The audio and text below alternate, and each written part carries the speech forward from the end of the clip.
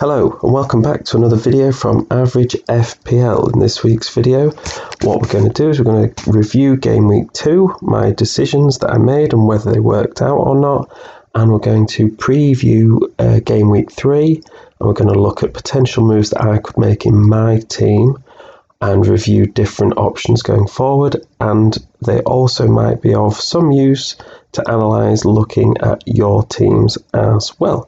So without further ado, we'll get into the video, and I managed to put off a poor game week until game week 2. It was going to come at some point, and this week was definitely a below average week, well off the pace in terms of points scored and the number of returns my team actually got.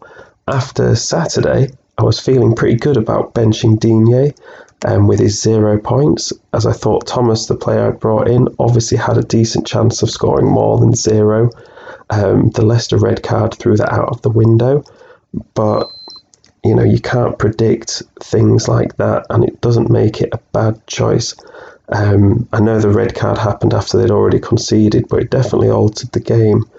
And you know, here are the Leicester fixtures going forwards. It looks like Thomas actually has a good chance of keeping his place in the team, and if that's the case, he really looks like great potential going forward, especially for a £4.5 million defender, because that transfer taking out Tierney really freed up funds for me going forwards as well. So I'm still happy with the decision, even if it didn't turn out how I wanted it to this week.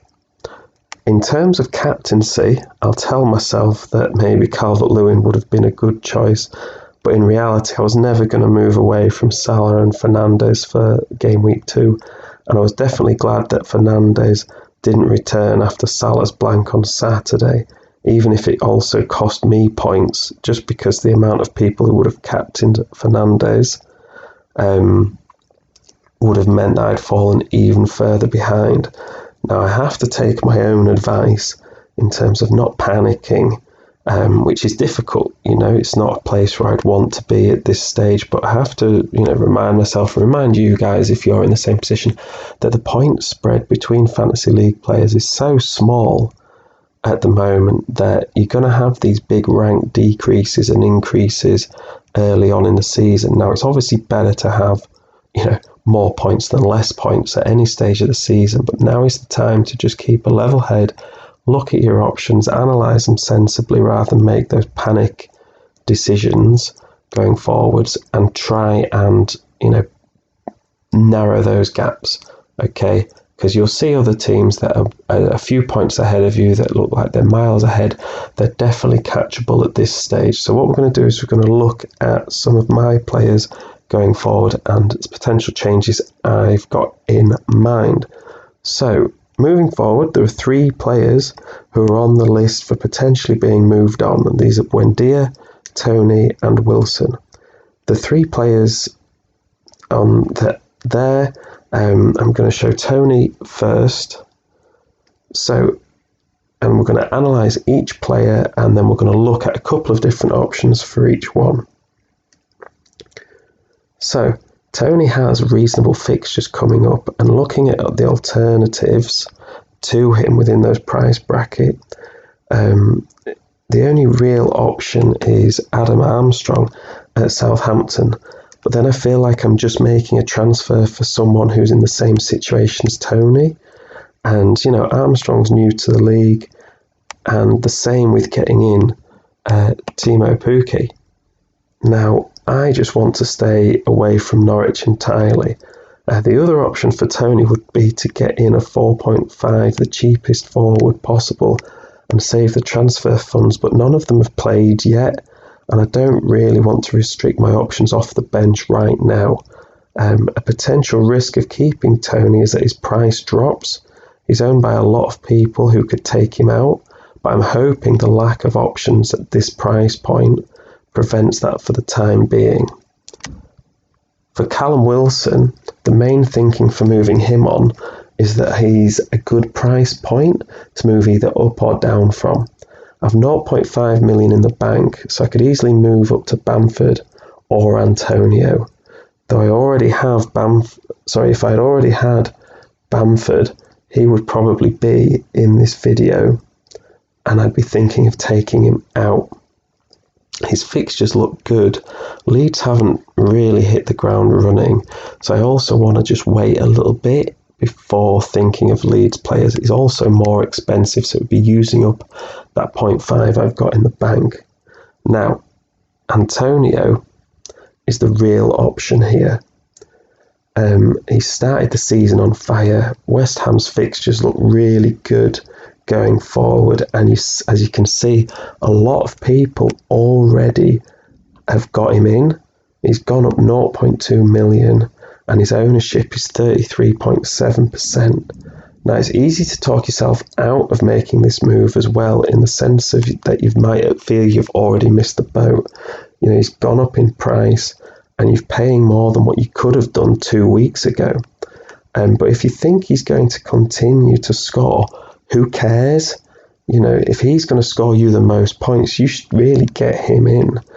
He's also thought of as being injury prone, but in my eyes, any player has the potential to get injured at any point, and until it happens, you know, you're really just thinking of what ifs. If you get him in and he gets injured, you just transfer him out again. You know, you look at someone like Danny Ings in recent seasons, and people really avoided him because of his injury record and missed out on a lot of points. I do still like Wilson as an option though, but this looks like the most likely move so far that I've been looking at. The player I'm most concerned about in my team, however, is Buendia. He's already dropped in price, and just look at those fixtures coming up in the next 4. When I had him in at the start of the season, I wanted to test the first 3 game weeks, but it's just not working out, and I feel more confident in Wilson and Tony going forward. And whilst it would be nice to get someone like Antonio in, I feel like if I was to make a change, I at least need to assess the options for Buendia.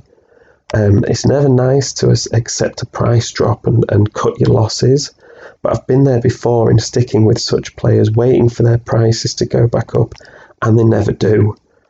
And you're left with that player in your team who's not performing, and you just think, I should have got rid of them weeks ago. So I really want to try and, you know, target that sort of mindset this season. In terms of options for Buendia, now because he's dropped, he's already priced me out of the 7 million players such as Zaha or Harvey Barnes, because the maximum I've got to spend now is 6.9 million. But I'm not sure I would have gone for Zaha or Harvey Barnes anyway, who in my eyes were the best 7 mil options. So this is where I have the most player choices to choose from. Players like Rafinha and Harrison for Leeds, I think, have potential to be really good later down the line, but I just don't want to jump on Leeds just yet because of their start to the season. I just want to see how it settles down first. Willock for Newcastle is another potential player, but that would mean having 2 Newcastle attacking options, and I don't think there's many people out there that would recommend having 2 Newcastle attackers in your team, because I'd have him alongside Wilson. That would be too many. Now for me, it's between Odegaard and Trincao from Wolves. Odegaard from Arsenal, Trincao from Wolves. Both are cheaper options, and it probably sounds really hypocritical for me to say no to Leeds options after their start and then consider players from Wolves and Arsenal after their start. But I'm not saying Leeds are bad options.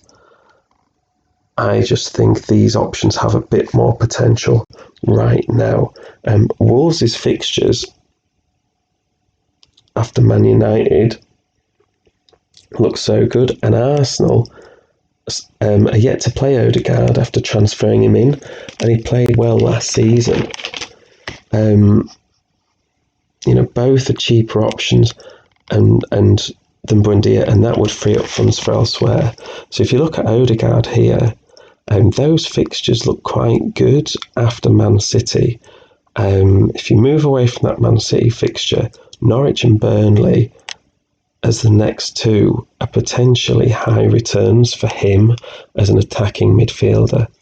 And Trincao for Wolves, when you look past that Man United fixture, those fixtures, the next three afterwards, look really good. And I think if Arsenal and Wolves, they're not going to not score all season. If they do, I really believe that these two players would be involved. For now, because of their next fixtures, I'm also thinking of rolling over a transfer, into game week 4.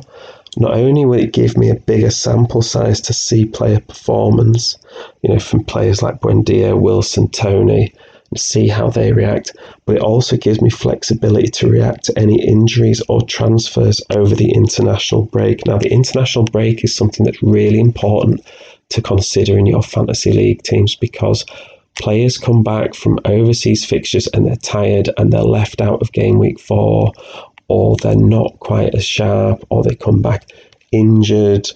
We've also got the quarantine potential that some players might have to go through as well, which might put off not only means they missed some fixtures, but also might disrupt their training patterns and how sharp they are. I think also by game week 4, the transfer window will have closed, and there might be new player options that we're not even considering right now. So I think as of now, I've got those options to think about, but I do think I'm probably going to wait till after game week 3 to make those transfers and have 2 transfers ready to use, and that will give me a bit more flexibility going forwards.